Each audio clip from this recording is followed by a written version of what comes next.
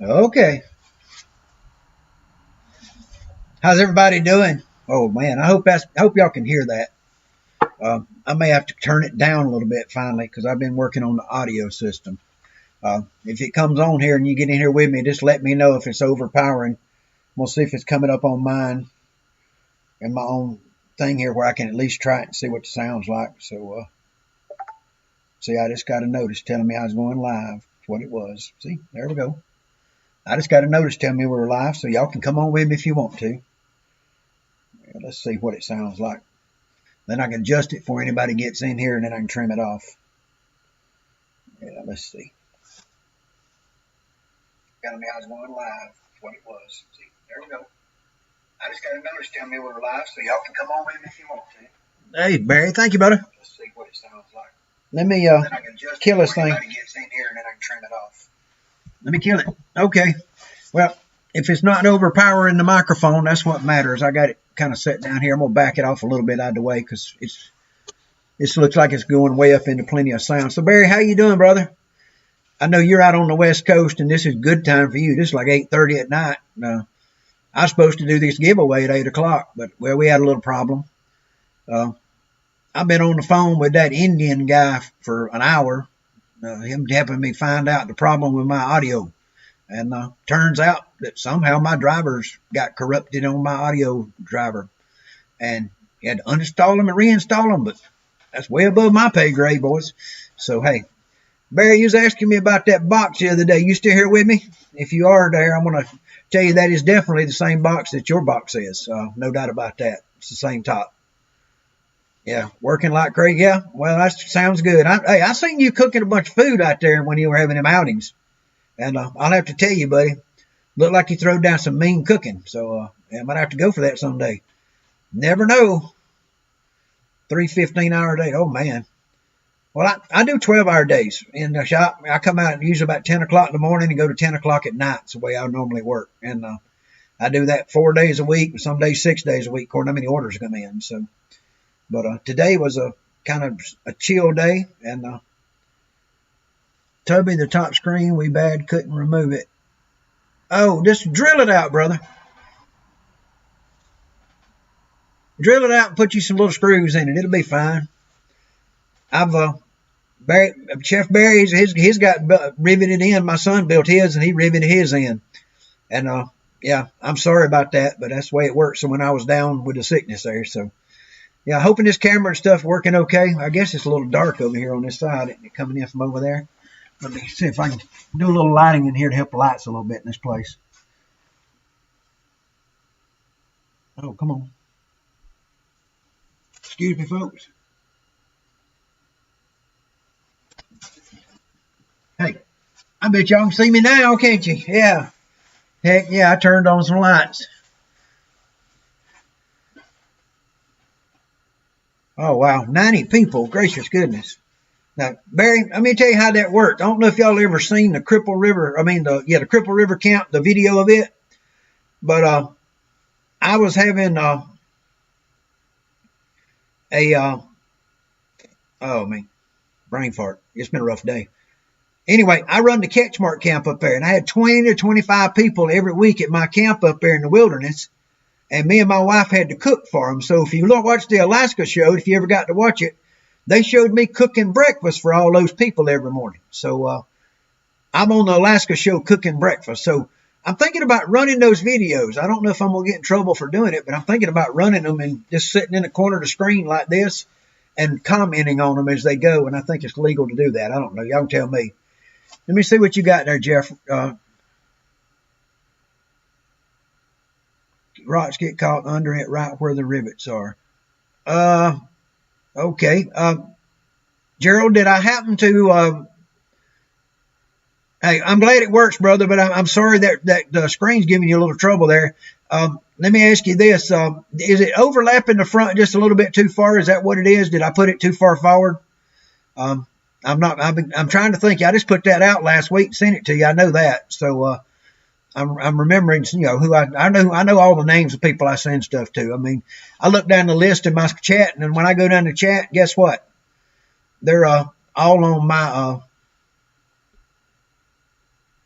Yeah, they're all on my customer list, which is, I guess that's pretty cool. You know, I like for my customers to be out there anyway. So yeah, I'm going to watch for that.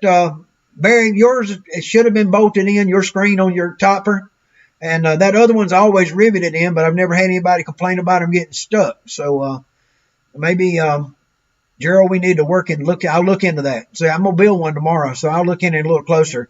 I've always riveted them. I mean, on those for the last 2.5, 3 years, I've been building them. I've used that.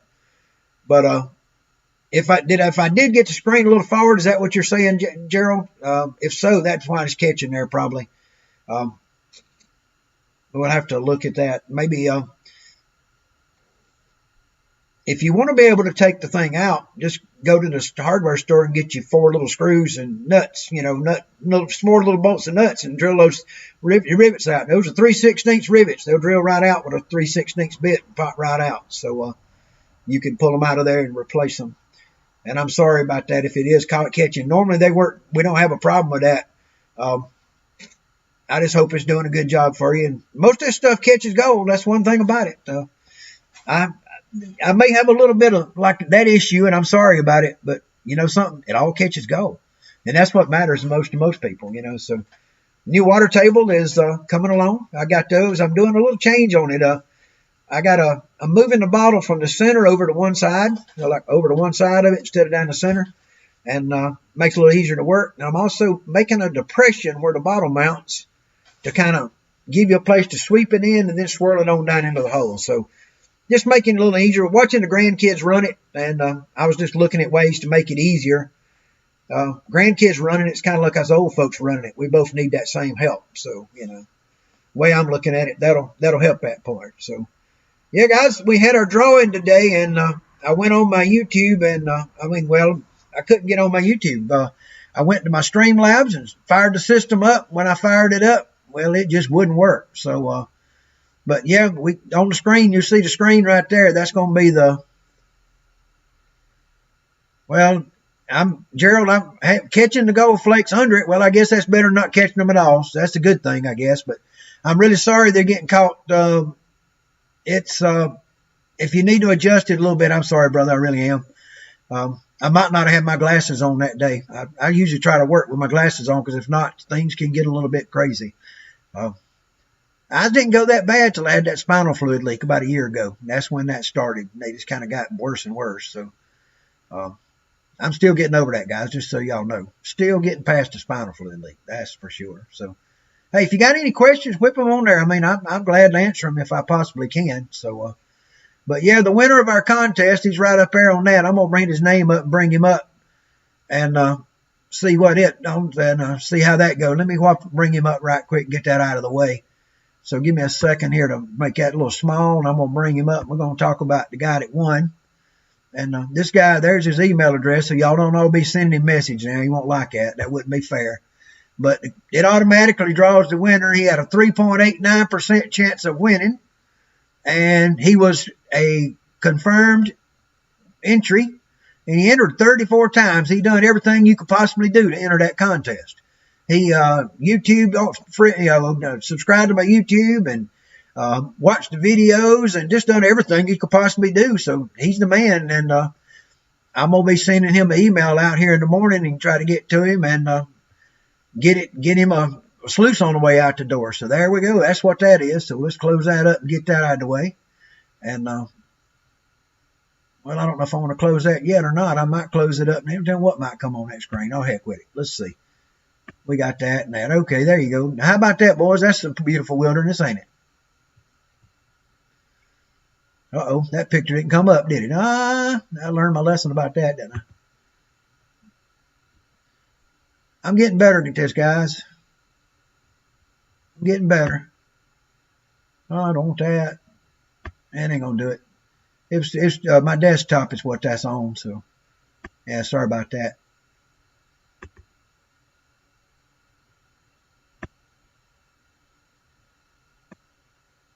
Yeah, that don't work either.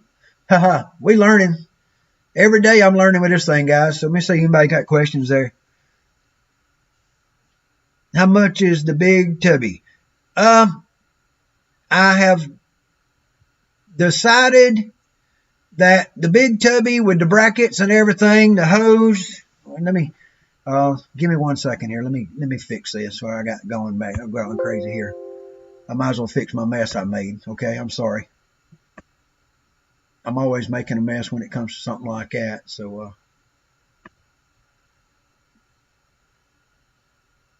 I don't know if we ought to do that. Yeah, that's funny. No, we ain't gonna do that, guys. Y'all can't handle that.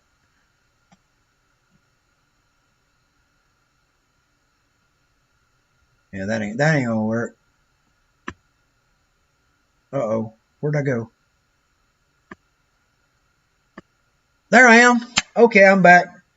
I'm sorry, guys. I was trying to do something fancy there to show y'all some pictures or something, but that didn't work. Okay, so y'all have to look at me now. I'm back.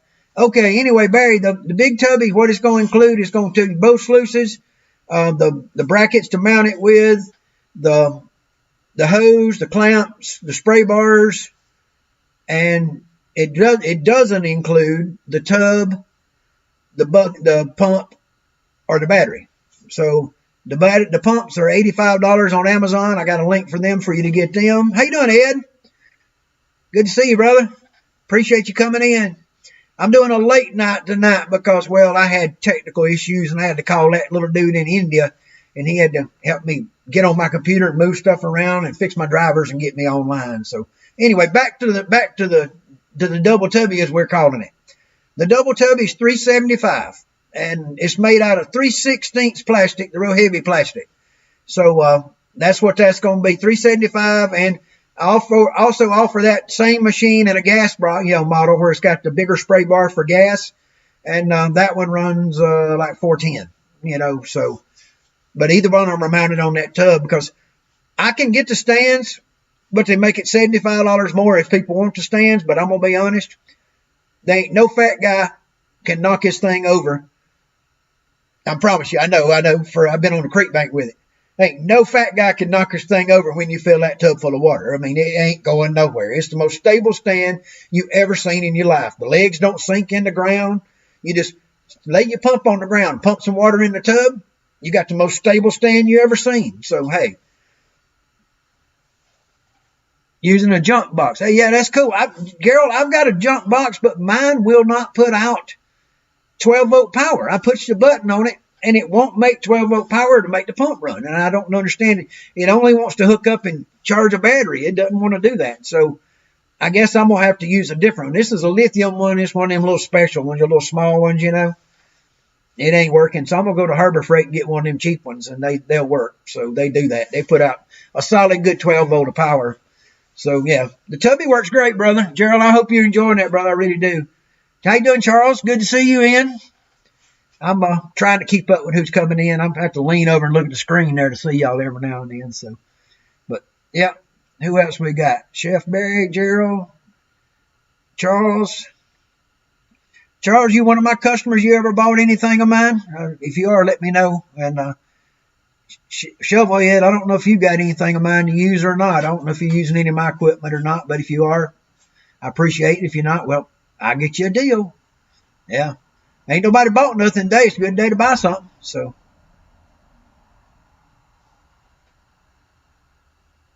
oh yeah, he was talking about the Tubby concentrator. Yeah, Tubby concentrator with shipping and everything runs about $260 usually to the West Coast, and the other machine, like I say, it's a whole lot bigger. It's 12 inches wide, so it's a beast.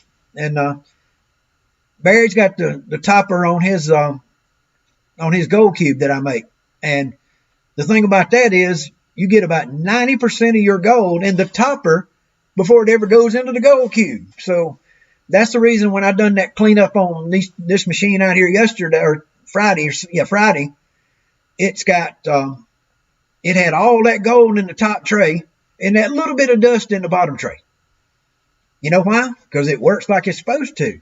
Now, when you put that on the tubby, on the cube, the good thing is you don't have to clean out that cube as much, and the cube's kind of hard to clean. So, yeah, I find that my sluices are just like tip them and wash them, and it's all done, guys. So, say, Barry, you fixing to go to bed on us, brother? If I had to get up at 4:30, I'd be going to bed too, but I ain't doing it. Funds kind of tight, laughing out loud. I make the eyes wide spins it. Yeah, well, yeah. Yeah, well, I know. Yeah, I know. I've been there. I put mine on restrictions from spending money. She don't make any more. She doesn't get any more. So, yeah. So I come out and work all this extra out here making money, and putting in extra effort and time and trying to build up my YouTube. Oh, let me tell you all about my YouTube channel now. Y'all ready for this? This month, the last 28 days, now I have 375 total subscribers, okay? The last 28 days, I got 37 subscribers. So I have 10% of my subscribers that I gained in the last 30 days, 28 days, which is pretty cool. The contest, I'm sure, helped that a little bit. Them people may never come look at anything, but, some of them will. I did sell some stuff with the contest. It did make some sales. It helped me make my first Amazon sale. I got that done. Some of y'all might have seen the video of me doing my first Amazon sale. That was a new one on me. I'd never done that. So I've been selling eBay for 10 years. And I used to sell California sluice box stuff on eBay. I don't know if y'all know that or not. But I done that for like 7 years. And then Dale, the guy that owned it, got sick. And when he got sick and couldn't do it, well, that's when he couldn't make stuff for me to sell on the East Coast. And I decided, well, I'm just going to make some myself. So I decided to try it. And the first machine I made, oh, Lord. Well, the first attempts I made were really bad. I mean, they were terrible.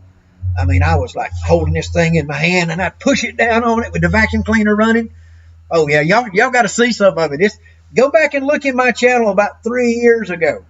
And you'll see me doing some crazy stuff trying to make sluices. I mean, the growing pains were hard. They were tough. I mean, I made a lot of scrap, but I made a lot of parts too. And I make a lot of scrap after I make parts. When I take like one of those parts that y'all get, it's this wide. Well, I throw that much plastic away, so yeah, my scrap pile is growing immensely. I got to take it all to the recycle place and get rid of it. So thank you, Charles. I appreciate that, man. And Gerald, yes, it is very easy to clean. I can tell you something that you want you to try. You ready for this?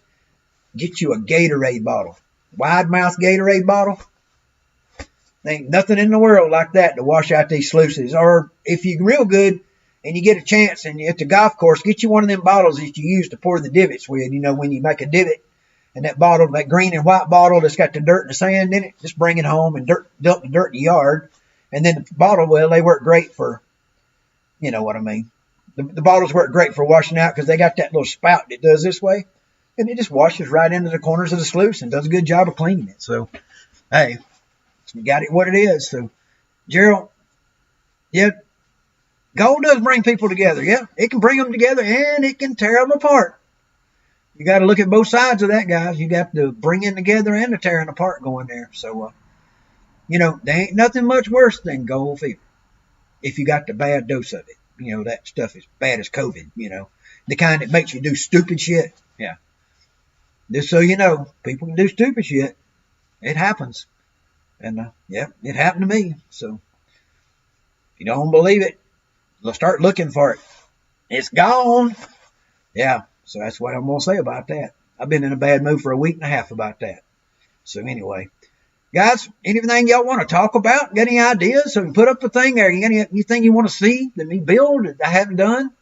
I am going to be building some 16-inch wide boxes for dredges. I had several people request those and say that I thought I might have a market for them. So I'm going to make some 16-inch wide boxes that you can connect two together. And when you get them together, they'll be 5 foot long. And that'd make a pretty good sluice box for a dredge. So that's the idea. One thing I've got in line here, redesigning the water table a little bit, and putting in a little depression and putting the bottle over to one side. The double tubby, I got 2 orders in for those over the weekend. So I got 2 of them to get built. I'm going to start on them tomorrow after I get back from the doctor. So, I got to go to the doctor tomorrow, guys. And, not looking forward to it. It's not like they're going to stick their finger up in something or do whatever, none of that stuff. But I got some little spots on, little skin spots on my skin. And my daughter does my hair, and she's a little worried about them, so she made me go to tell my doctor about them. And they sending me to the dermatologist tomorrow, and I imagine I'll come back tomorrow with Band-Aids on my head for this little spot and this little spot and maybe that little spot. And I don't know. We'll see. They may want to burn them off or may just look at them, or I don't know what they'll do. We'll see, but hey, it's been a rough year. Last year was a rough year. I just really don't need this crap this year, okay? I really don't. So, but, my dad had a place took off his forehead, guys, twice in the last year. And it's that big. Yeah. So, that's the reason I'm getting ahead of this one real fast and making sure it ain't getting nothing real bad. So, had enough trouble. I burned the damn garage down. Then my back went out. Then I got my building built and I'm back on my feet and I'm doing what I'm going to do. So, hey, guys, I'm enjoying life. And everybody else needs to enjoy life too. So, anybody else got anything going out there, ask a question. I'd love to answer it for you. And, just see what's happening in the world, so we'll, I'm looking at my list there, seeing how many more subscribers I had come in the last day or so here. I got that little list that tells me who subscribed, so I can read the names and know who did it and all that good stuff. You know how it is. So, but yeah, guys, I'm going to thank you all for coming by. I guess I'm going to go ahead and get out of here and head in the house. I got my giveaway done finally. It was a real pain in the butt. So, yeah, I got it done. So that's out of the way. And next time maybe it'll go a little smoother, that's for sure. Break's over later. Yeah, well, get on back to work, Gerald. You can't get to work. Don't be slowing down. That ain't allowed, you know that. But I do appreciate you spending your time with me. I do. Anybody comes and hangs out for a little while, I'm bored of here sometimes. So, guys, y'all be good. I'm going to go ahead and kick out of here and head in the house. The wife's probably wondering why I went out at 7:30 to do an 8 o'clock giveaway, and it's midnight and I'm not back in the house. She's probably not worried about me. She's probably she's probably already asleep. So, anyway. Hey, cuz, how you doing, brother? Good to see you, man. If you got anything you want to ask about or whatever, go ahead and ask while I'm still here because I was fixing to check out, but I'll stay. And I appreciate it, man. I really do. I'm hoping for the best. I'm pretty sure it's little skin tags, but I don't know. And I don't want to take a chance and not after what Dad's went through. So, he's 85, and they took that place off. Like I say, it's that big, No, thank you. If I get anything, I want to get them little bitty pieces while they're little small. So, yeah, we'll hope for the best. But, guys, it's just what it is. So. Hey, thank you, man, for coming in. I appreciate you coming by. I really do. I appreciate everybody for dropping in. Some people said I started one of these and I stop them too. That's what happens most of the time, cuz I start one and I start it and people don't hear about it or don't see it. And I didn't put it on Facebook to let people know about it. I just done it on YouTube. I was so frustrated. I've been talking to that little guy from India about my drivers for my audio system, which was not working at all. And I could not get audio into my computer any way I tried. The audio wouldn't work. My Bluetooth headphones wouldn't work. My sound system over here to the right where I bring my sound in with my that's the audio interface, USB interface that brings all the sound in the computer. That wasn't working. So it was just like, man, this is driving me crazy. So, yeah, it was one of those days. So, guys, you just have to do what you can. So, yep, you're right. Because I got to be safe about it. It's no time like now to make sure that's going to work out. Oh, thank you, Charles. I have to show y'all what's all in there sometime if you want to look. There's a few in there, different things. This is a 125th anniversary Washburn. That's an Epiphone that I left in Alaska in a Connex for 8 months in Nome at 50 degrees below zero, most of it. And when it came back, the wood was a little bit tighter and the guitar sounds better than it did before. And this is a Fender Stratocaster, Telecaster, a Les Paul, and a piece of junk. And I do like to show this one off. This is one I'd like to show when I get a chance to. Charles, check this out. That's black walnut on the back. You see the line where it joins. And here's the front, and that is black walnut and ambrosia maple. And the neck is, yeah. I got to take all the electronics and put in there to make this play. So what I'm going to do is I made it with 2 humbucker pickups and the controls here. And so what I'm going to do is that guitar on the far left over there, I'm going to take it apart, take all the parts out of them and put them into this one because that one won't play.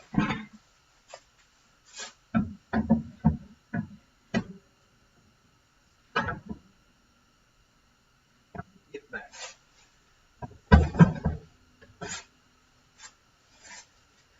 Guys, would y'all say, is that a beautiful guitar? Look at that. Look at that. Is that beautiful? I mean, it's a nice guitar. Really nice. Xavier. Nice, beautiful guitar. It won't play for crap. This thing won't play. The neck. There's a video on my other channel, and you can hit a note, and you can wiggle the neck like this, and it'll go on the tuner.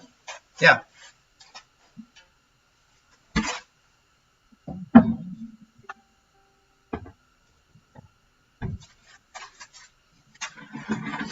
So, what I'm going to do to it, I'm going to strip all the parts out of that real pretty one and put them in the one I cut and made myself.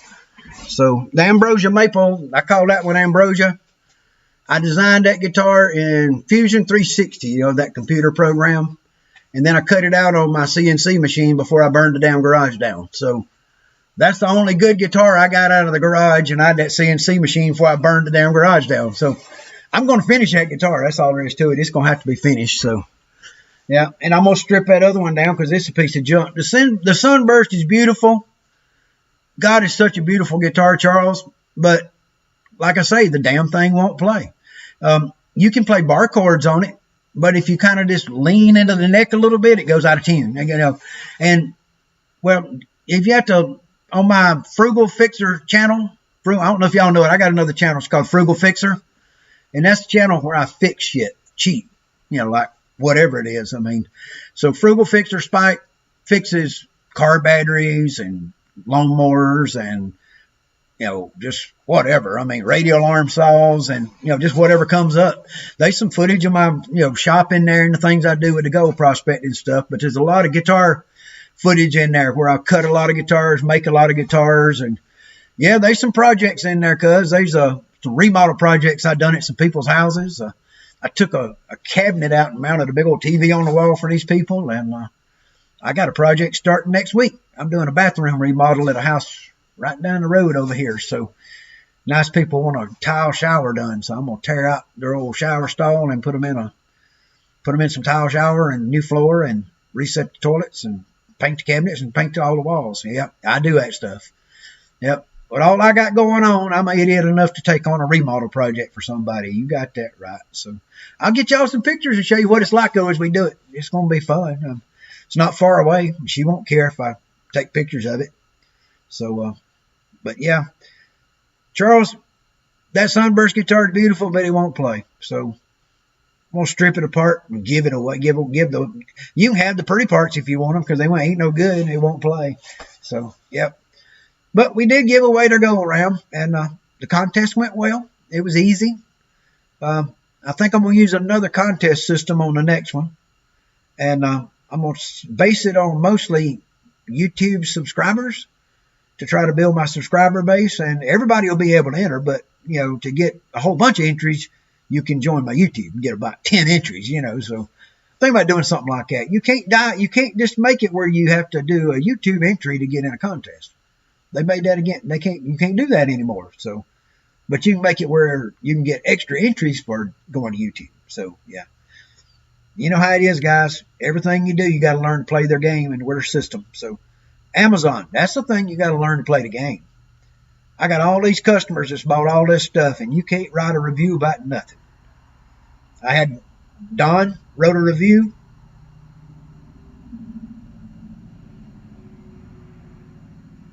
The shell will look good in a shadow box. Yeah, it would. It'd look good in a shadow box, but I'm going to strip all the parts out of it. The back of it looks pretty good. You couldn't tell it was stripped if you looked at the back, I guess, Ed. So well, we'll see. I don't know. But yeah, that's kind of the way it works. It'd look good there.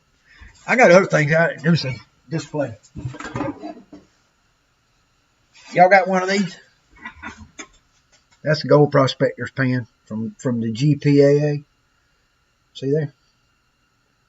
The LDMA. Actually, it's from the LDMA. I'm a lifetime member. Been since 1983, and they said Lost Dutchman Mining Association Ambassador. My number, and Michael Spike Littlejohn. It is the exemplary acts of individuals like you that continue to make the LDMA extraordinary. They gave me to that, I guess, for teaching classes. Shoot, I wish. Shoot, you wish what?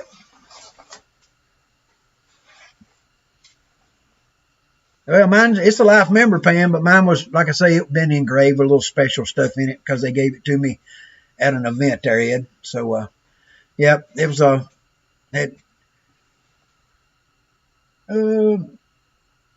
think I got that at an outing about 2 years ago down in Georgia. So I was down there vending at the outing, and they called me over and gave me that one morning at the morning meeting. So, yep, it is the same pan as the life member pan, but it's a LDMA in that one, and it's got a little special message in it. So, yeah, I appreciated that. Yeah, they're cool pans. Like I say, I'm never going to put anything in mine. It's engraved, so I'm definitely not going to be using it. So I don't want to use them. I guess if you see the engraving in it there, all it says there, where it's got all that in it. I guess fine gold to catch up and hang in that pretty darn good, wouldn't it? Yeah, I believe it would. You could definitely get you fine gold to hang up in there. So, yeah, they put the little Lost Dutchman's guy in there, my name and stuff, so I was pretty happy with that. I got junk sitting everywhere, guys. Y'all know that. So, yeah, that's true. I could put some pickups back in it, or I could just get pickup covers probably and put in it. Nobody'd ever know, would they, brother? So, yeah, I don't know. I don't know what I'm going to do with it. There won't be a lot left when I get done. Well, not really, though. I'm not going to take the tuners because the tuners won't work. The tuners are 3 and 3, and I need 4 and 2. Yeah, 4 and 2. Yeah, 4 and 2. No, 4 and 2. Yeah, no, 4 and 2. Yeah. I need 4 and 2 on my tuners instead of 3 and 3. So, and the fenders up there, they got like 6 all down one side, So, anyway, it's just what it is, guys. If I played them any better, I'd play them in front of people, but I ain't that good, so I don't do it. I'm going to tell y'all a funny story. I don't know who all's still in here, but I'm going to tell y'all a funny story. I played guitar on stage one time in my life. Now, I played guitar a lot, but and I used to work for the Marshall Tucker Band. I was a guitar tech. So I was a guitar tech for them for about 8 months when they were out of a tech, and they called me, and my ex-wife used to run their fan club, and they said, we're in a bind. Our guitar tech quit. We need some help. Now, he said, can you come? And I said, well, yeah. So he said, okay, I'm going to call you an airline ticket in. It'll be at the airline. And come on, and come help us. And I said, well, where you at? And he said, Sturgis. Okay. So I got on a plane and flew into South Dakota. And they picked me up and went to the show and got all the guitars ready and done 3-4 shows, at that week. And it was a good week. And we traveled around different places. And I was supposed to be gone just like a couple of weeks to help them until they got somebody. Well, it turned into 8 months. And like I say, and then the craziest thing of all happened. I handed my guitar player his guitar for the last song of the night at a show. And when I handed it to him, I had the neck here and the strap. And he took the strap in his thumb like this and lifted it up and put it over his neck the way you always do. And he had his hand on the neck when he done that. Well, he was looking down at his effects pedal and doing pedals when he raised that thing up like that. and he whacked himself right there on the bridge of the nose with the side of a really sharp Les Paul. And it laid him open like, well, he was bleeding crazy out his nose. Right off here. It was everywhere. And I had the rag in my pocket. I jerked my rag out and I'd use for wiping guitars. And I held it on him and we walked off the side of the stage and he took the guitar off. And I was, he was like, real mad, because it happened. He wasn't mad at me. He was mad because he done it to himself, because he done it. So he handed me the guitar and he said, "You go play it." And I looked at him real funny, like, really? I mean, I'm a guitar tech. I tune guitars. So it turns out the good thing was it was the last song and it was "Can't You See?"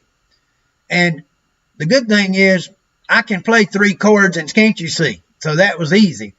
And so I played "Can't You See?" with the Marshall Tucker Band with the guitar tech with a busted nose.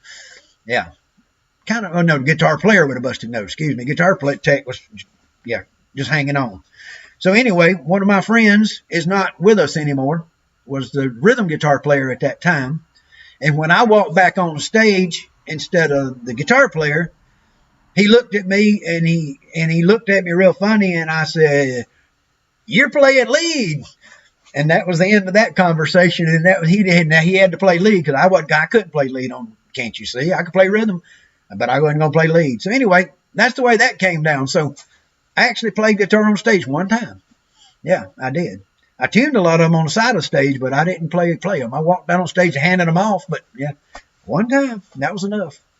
I'll always remember it. But hey, life's what it is, guys. Oh, me. Say, guys, life is fun, and you just got to live it and get the best out of it. So enjoy it. Please do. Please enjoy life. Okay. Y'all guys, I got 1,000 stories of things that I've seen and done in my life, but I can't go there. It'd take forever. So, hey, I tell you what I'm doing. I want to ask y'all, if y'all are still here, I want to ask y'all a couple of questions there, Cuz and Charles. I was on the Alaska show that was on the Outdoor Channel. I don't know if y'all remember it or not, but it was about the camp up at Cripple River. And I don't know if y'all remember that or not, but if you do, hit a bump or something on the screen. But anyway, I was in the second season of that, and it was 20 episodes, and I'm in like 16 of them. And I'm thinking about doing a reaction show where I put me in a little corner of the screen over there, and then I play the video for everybody to see all the beautiful footage and everything of the video. And, then I get to just kind of sit back and watch it happen, and talk about it a little bit. And, the show hadn't been on TV in forever, so that, they took it off. It only played one season. So that was, done and over with. So, yeah, I don't know. It's something I'm thinking about. I was thinking about doing that. So it'd be a little something to do, something a little different, So I'm trying to find what I was looking for here, guys. I'm sorry. I'm leaning in on y'all guys. What I'm looking for ain't here. Oh, darn.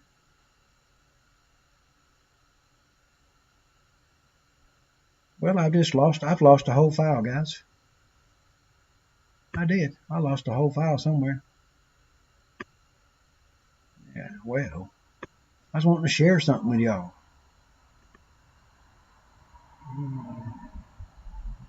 Yeah,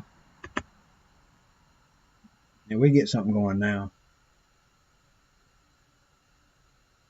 We getting there now, guys. Y'all just stick with me a second here. Uh-oh.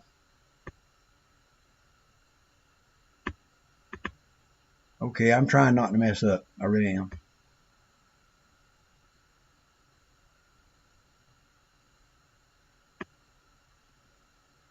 Okay, let me fix this. I'm sorry. Y'all still with me? I'm sorry. I'm working on something new here. I'm always trying something new in the shop. Y'all know that. So.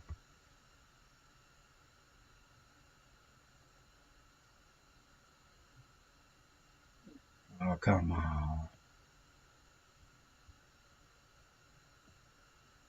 That's not it. Come on. I'm sorry, guys. I'm trying so hard to get this figured out. And oh,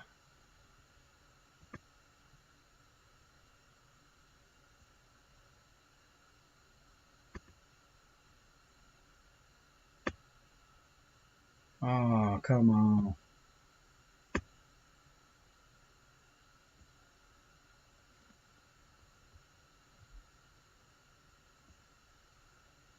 Well, it's been a real pain. I'm trying so hard to make this thing work for you guys. I really am. I want to make this work so I can see it too. And I had it working the other day. Yeah, I did. I had it working. You know, now I can't figure this out. Now, what have I got going here? What I'm doing wrong. Y'all know how it is when you do stuff wrong. I'm doing it wrong right now. So, if I do it right, it's liable to cover me up with a big old picture here. So,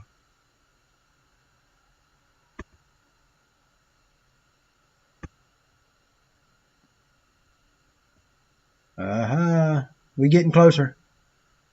We getting closer, guys. I'm sorry. I'm getting closer. I'm definitely getting closer. Getting closer to what I was looking for, that's for sure.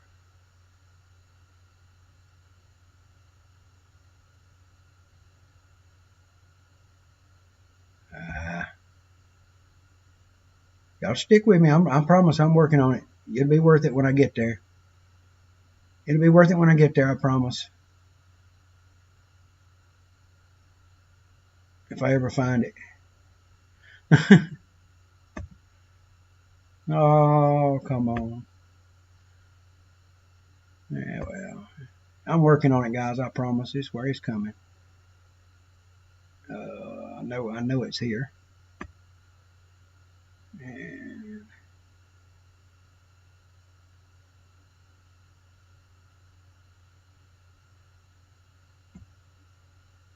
yeah, now we're getting somewhere.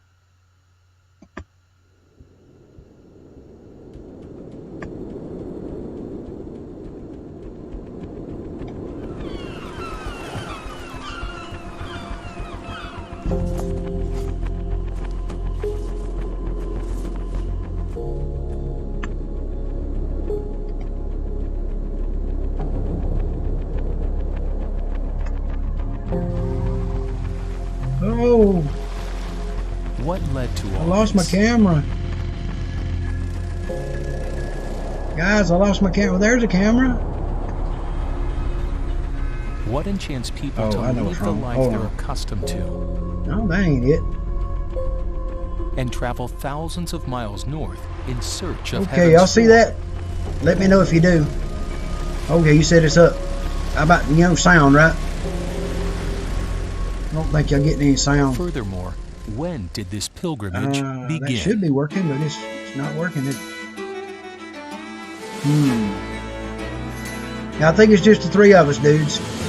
Y'all helping me figure this out, but I can't figure out what I've done to hurt my picture here. There's my picture. It's there, but I don't know where it's going to.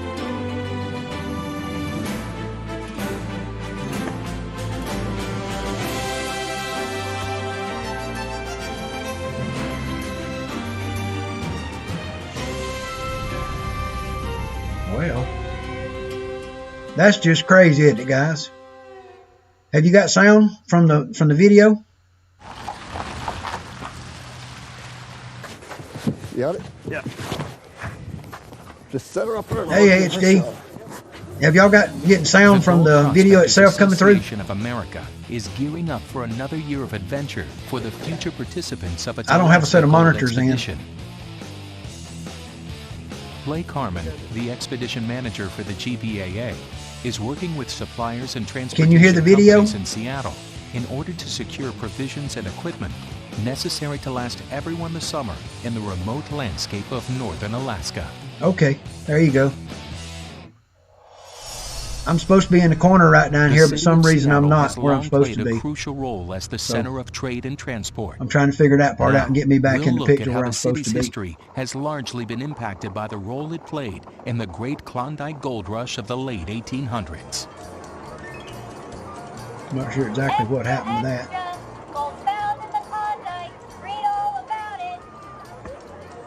The headline that started in Seattle and San Francisco soon resonated throughout the world. Sit over here in this corner. And the news How's that? Not have broken a more I'm in there now, guys.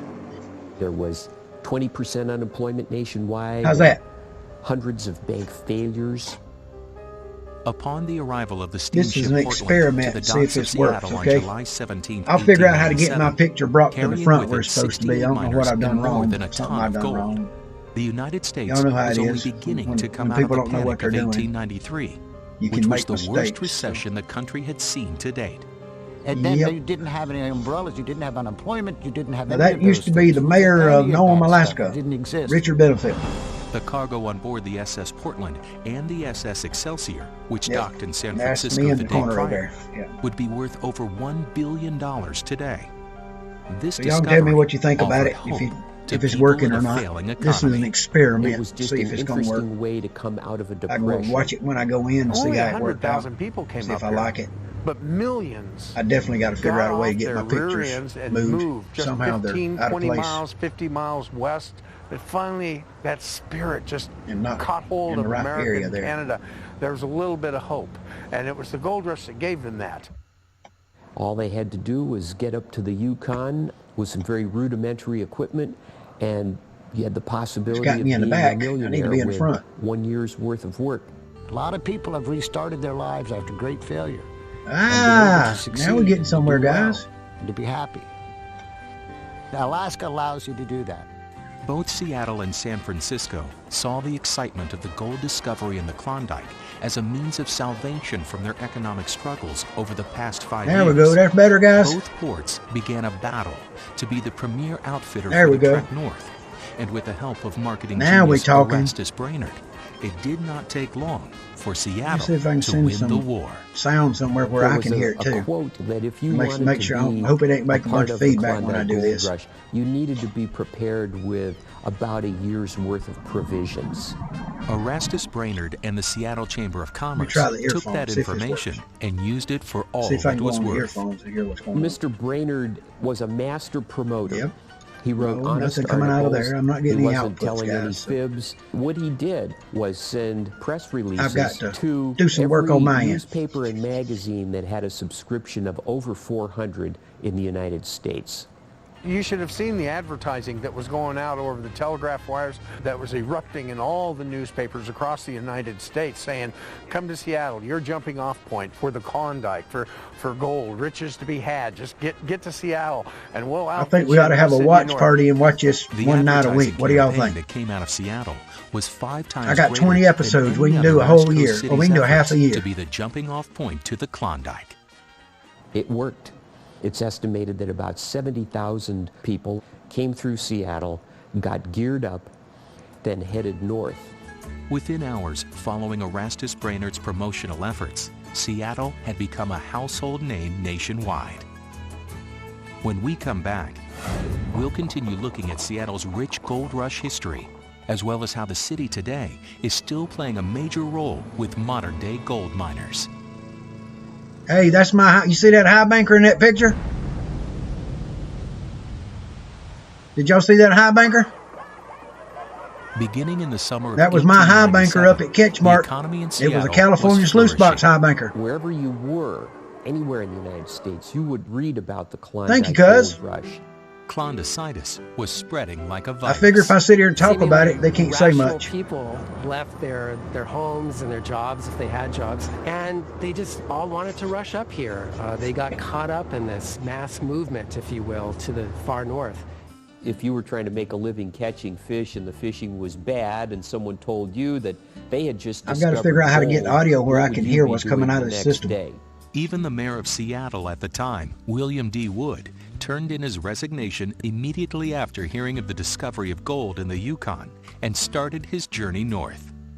There's 'cause I'm more getting to the Seattle no history than meets the casual eye. output. They were extraordinary people and risk takers and by nature, gamblers and dreamers, as one author called them. Within 10 days of the SS Portland's arrival, Oh, 1,500 miners had already set course to the Great White North. You can imagine how exciting that would have been for everyone around, and it really made Seattle the city it is today. After more than a century Now since I've the got sound, Klondike guys, Gold Rush, so I can hear it too. Seattle has not forgotten its history and how it became the city it is today. if y'all see anything you got questions about, just ask. I'll be here. I probably know because I've been up there a bunch of times. It tripled. I done from 14 about summers up there. 80,000 to 240,000. One contributing factor to Seattle's spike in population is a result of the limited amount of ships embarking for the Klondike. This created a demand for many local businesses, which in turn boosted Seattle's economy with the creation of thousands of jobs. It really put Seattle on the map. You know, different stores and all kinds of supplies were sold here for people to get on a boat and go try to find their own fortune. This part of town was perhaps one of the main business districts. There were many hotels in the buildings in the neighborhood, merchants, restaurants, entertainment of one kind and another. It was very easy to arrive by train, find a room, buy your equipment, have it sent down to a particular ship, and then head north. Most of the original buildings are still standing in what is known as Pioneer Square. A lot of landscaping. Hey, Charles, that get the echo out better? Intervening years to. I lowered it a little bit. I hope he didn't lower the volume too much, but I tried to get some of the echo out. I'll work on that in the future here. One of its more notable properties is the Klondike Gold Rush National Historical Park Museum. This building is built originally in 1889, right after the Great. That's a beautiful South place. I Fire. went in there one time. Buildings to come up, and most of its life it's been a hotel building. People who were going on the Klondike Gold Rush had actually stayed in this building. The National Park Service is active in educating its visitors, as well as preserving what is left from this celebrated time in history.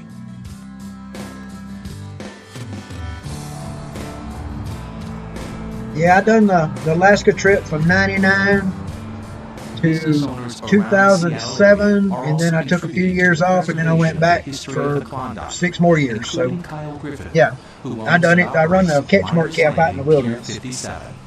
The actual pier was built in. Because I work on that tomorrow, I'll try to get Old some Milwaukee monitor on it Railroad and listen pier. to it, see if I can figure out And what's like doing all it. the piers down here, they were built with a tremendous amount of pile underneath to be able to take a rail car, and what they would do then is load up with ships, and this was a working port.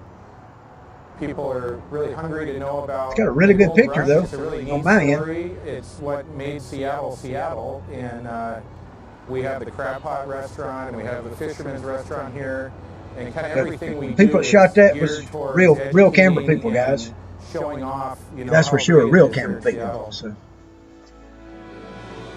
Although a lot has changed in the transportation industry from 1897 until now, Seattle still acts as a major hub servicing all of Alaska and the Northwest Territories of Canada. When we come back, Frank, Ralph, and Blake gear up for a season of prospecting in remote Alaska.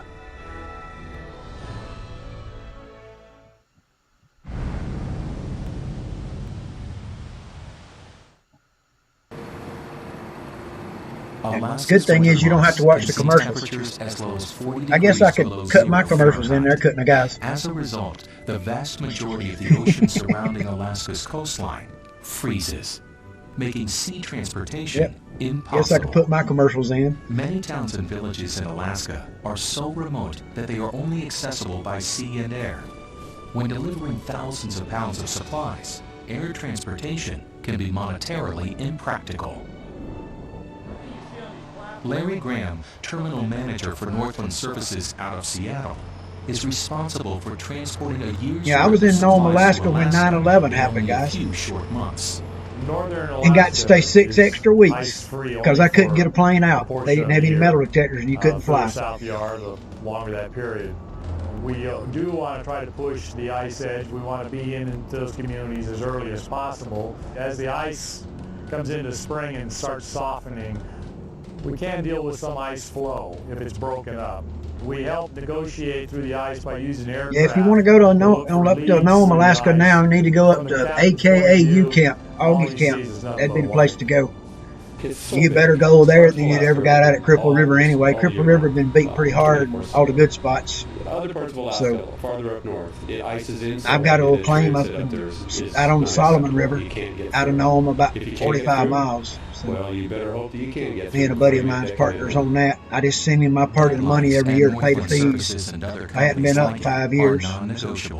But I just keep paying my fees, so when I decide I want to go, I can. That's the way that works. Maybe I'll get ahead and get healthy enough to feel like going to Alaska one summer. So propane, fuels, all kinds of commodities are critical to surviving in Alaska. It's a seasonal rush. Oh, they get good. This is just the first one getting them in the bars to get them up there. You know what I mean? So. Well, in Nome, everything's cost a premium because all the suppliers are going to be paying a premium to ship it up there, and then the companies that you buy it from up there are going to be marking things up so they can make a profit too. So that's why you pay $5.50 or $6 for a gallon of gas up there when you get it for $4 here. So getting all our supplies in the lower 48 and shipping them up is just by far the most economical way for us to do it. Wait, which way to get up first? I think we should get that tractor work done and get the skids okay. And then we can stack our stuff behind it. First of all, Ralph is a pretty creative guy. He's always coming up with ways to make things work out. He's always got his crazy scheme that'll make it work. The logistics of setting up a camp and things like this is really phenomenal if you really get into it. I'll pull the whole thing out. Okay.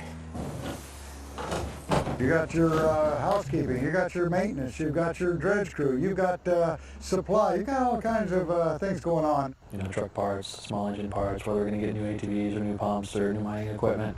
There's a lot of time involved. You see all those Keene beach boxes going on there?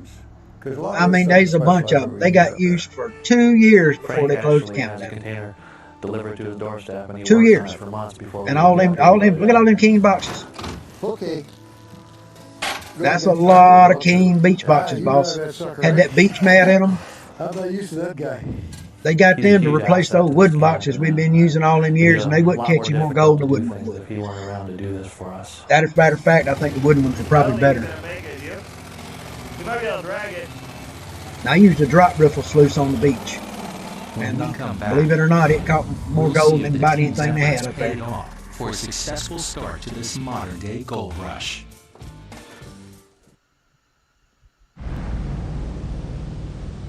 I went up there and helped load that barge up 2 years. Now that's what it looked like running them all on the beach when we'd run them, and there's all the camp. Of Span, Alaska, for all of their food needs. For years, we've been servicing remote areas of rural Alaska. You know, if it doesn't have a road to it, that's kind of the man with the food right there. Food products, food supplies, just about anything, farm feed supplies, hay for the dogs up there. But I think right now we're about 40,000 pounds of dry barge product. In case y'all know it's getting dark over here where I'm sitting, one of my lights went out. They gave out a battery, so they all got to be charged. While Efton is overseeing an on-time delivery from Span, Alaska. Get up a little closer! Frank, Ralph, and Blake are falling behind and need to pick up the pace to have any chance of finishing before the truck arrives.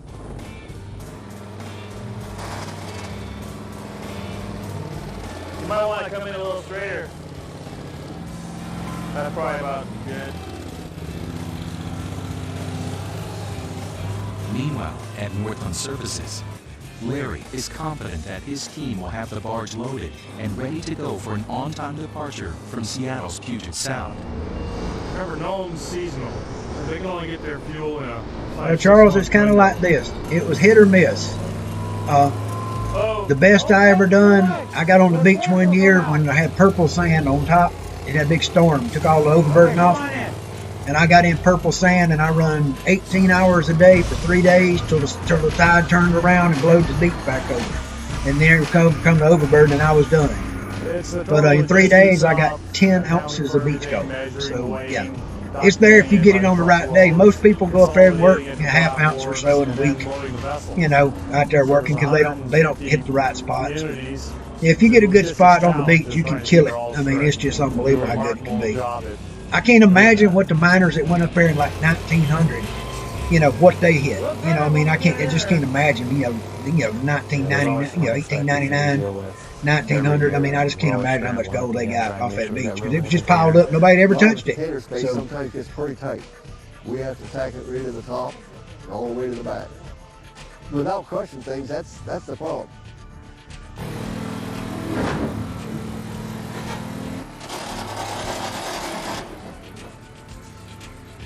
Just minutes before the truck arrives, Frank, Ralph, and Blake put the last couple pieces in their container and lock the door.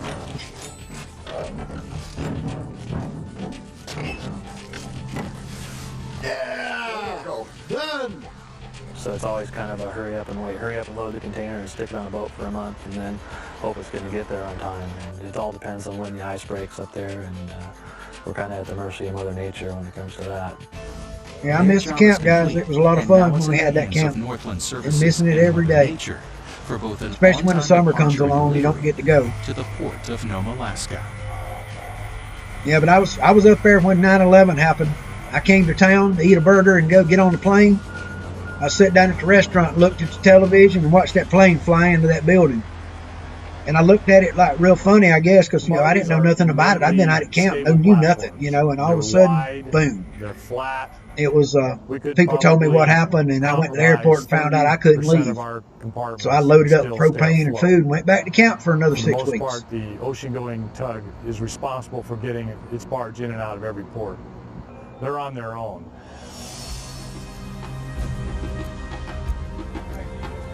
Yeah, because they put a lot of work into making that trip work all them years. From back when they first started in the early 80s till it died. And I think that's it was doing good. Common for most people. I have met incredible people all across corporate the world, got involved. Going how it works. Little ports away from the tourist traps, and that's what works for me. The tugboat has the barge in sight and is ready to pull the floating beast to its final destination, Nome, Alaska. There's the town of Nome. 2 barges, 400 foot in length and 100 foot wide. Say 30,000 deadweight tons per barge. The tugboat crew has a brief safety meeting. Then it's all hands on deck to secure the barge to the tug.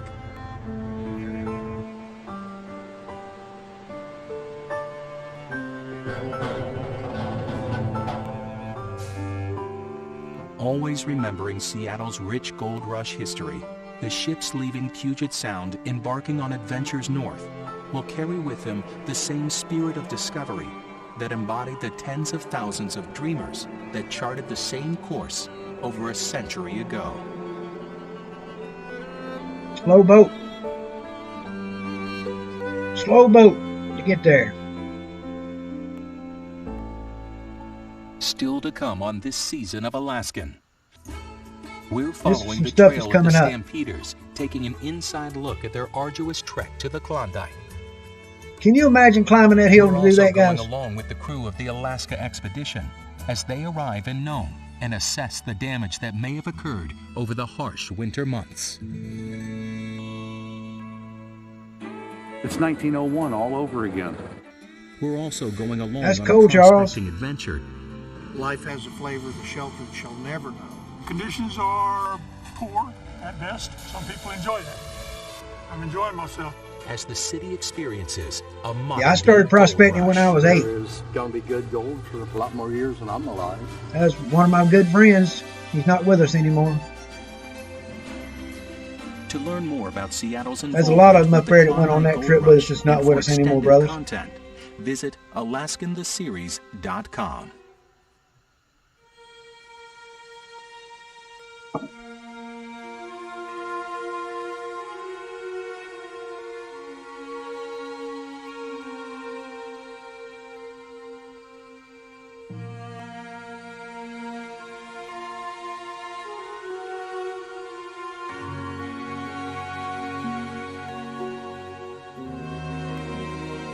Well, Charles, it ain't that hard, brother. You can learn it. It's easy. Hey, the big thing, don't buy a bunch of big old stuff that's heavy and hard to work with and will cost you lunch, take a lot of time to clean up.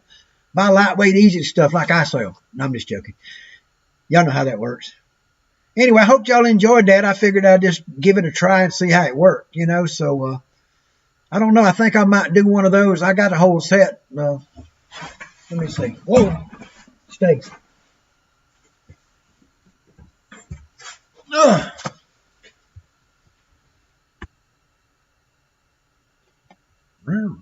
Wow, see that? That was like special, see? Alaskan, the series. There's the back of the box with a few things here. It's got a set. You open it up, and it's got all the episodes.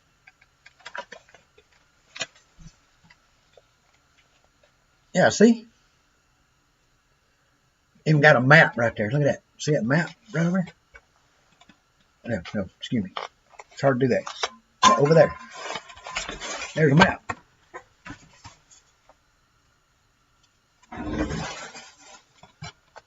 So anyway, I think I might try this little project out. And here's your map of Nome.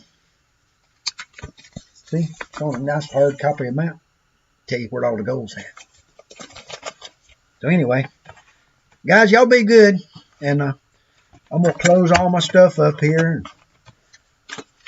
I guess the wife's wondering where I went for sure. You know what I mean? So if you got any questions, guys, if you need something, give me a shout. I'm always here. And I've been doing this a long time, and I don't mind sharing what little bit of knowledge is left in this old noggin. So, hey, if you got any questions, just let me know, and I'll do my best to share them with you. So, guys, y'all be good. And I think I'm going to head in the house and get fussed at because it's almost 1 o'clock in the morning. And, yeah, well, I was supposed to have been gone back in a long time ago. So, hey, stay good.